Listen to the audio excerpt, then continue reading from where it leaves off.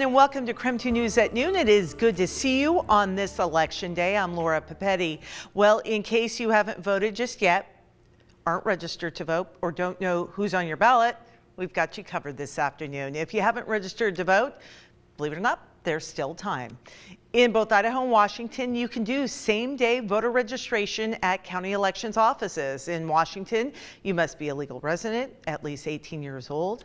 And in Idaho, you must have been an Idaho resident for at least 30 days before the election and also at least 18 years old.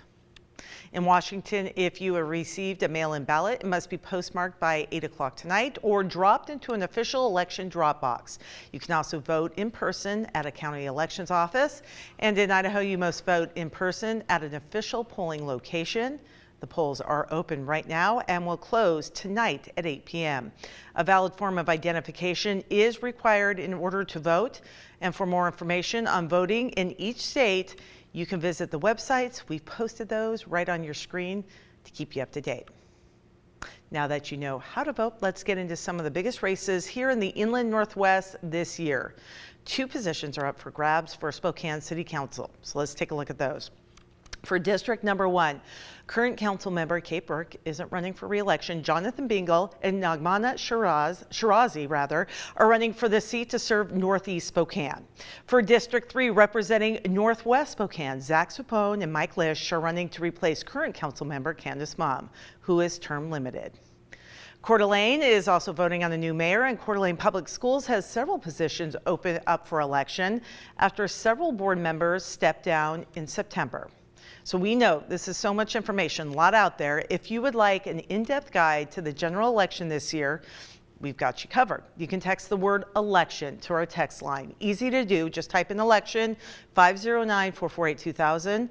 We'll send a link right to your phone. So we'll have complete election results, by the way, tonight on KREM.com and always on KREM 2 News at 10 and 11. So we'll see you then for sure.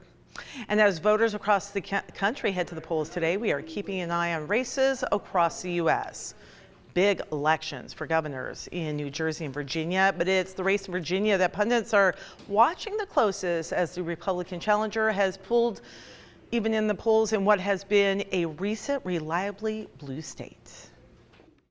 And we all know that as Virginia goes, so goes the nation. Okay, so there are also a number of mayoral elections today in big cities, including Boston. No matter which candidate they choose there, the city will elect its first woman or person of color as mayor. There are also some congressional races in Ohio and Florida to replace lawmakers who are no longer in their positions. So lots happening. And again, we'll have both local races and some of those big national ones as well. Again, on KREM.com and tonight on KREM 2 News at 10 and 11. Well, let's take a live look outside right now as it is a little bit cloudy on this fall day overlooking Riverfront Park. We have meteorologist Jeremy Legoo in the KREM 2 Outdoor Weather Center. Hi, my friend. So this morning I thought it was super cold. I bundled up like I looked like the Michelin Man, and then I got to work and I was sweating. So it wasn't as cold as I thought. Did you not watch up with KREM? Well, usually I watch every minute of you, my friend, but I overslept today. See what happens when you oversleep? Yeah, that's why you got to watch up with KREM every day. Fair I talked enough. about it. We were almost 10 degrees warmer this morning than we were just 24 hours ago. So it was a bit of a stark difference, especially if you bundled up thinking those temperatures would be similar.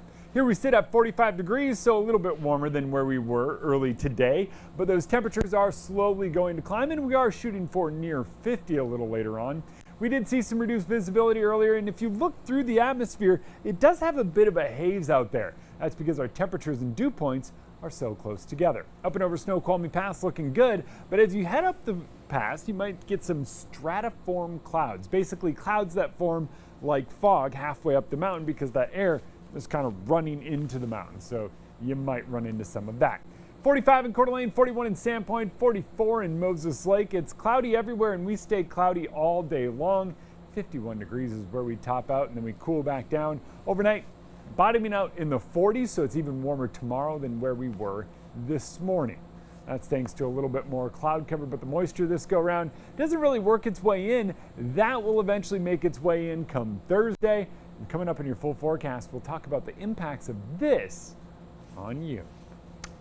All right, my friend, lesson learned. Get up and watch Jeremy on Up with KREM. All right, 12:05 right now. The Spokane City Council has passed 2 new ordinances. They will help the city receive more than $15 million for its rental assistance program. That money coming from state and federal grants. The city is expected and excited to get the money to help renters from falling behind. It's money we got to get out in the community, and people need the help. And I'm thankful that it's there, and thankful that I can be part of a positive process to get that money out. The next steps for the city include starting the process for local groups to apply for that funding. And Washington State's long-term care tax takes effect next year, but some are petitioning to make it optional. So under the plan, the state will take 58.58% from someone's total wages. This will go towards providing care for people over the age of 18 with disabilities. Critics say the plan, however, won't generate enough savings, and if you move out of state, you cannot take your fund with you. So former state representative Carrie Condata is gathering signatures for an initiative to make that plan optional. The only way out now after November 1st is through this initiative process for now, unless the legislature takes action. From what I've heard in the House, they don't expect to take action on it. So this may be the only ticket out for you folks. And it's a lot of money. It's a lot bigger payroll tax than most people realize. So legislators who sponsored the law say everyone who potentially needs funds for long-term care needs to contribute. Governor Jay Inslee says he is open to supporting some changes in the law once legislators return to Olympia coming up in January.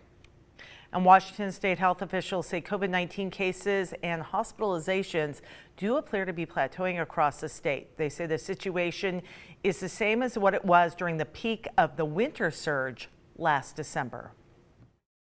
If the numbers ramp back up, particularly given the low vaccination rate in Idaho, that may increase the pressure again on Washington hospitals. Right now, the number of hospitalizations across the state has stalled around 1,000 in recent weeks. Here in Spokane, about 124 people are hospitalized right now due to the virus.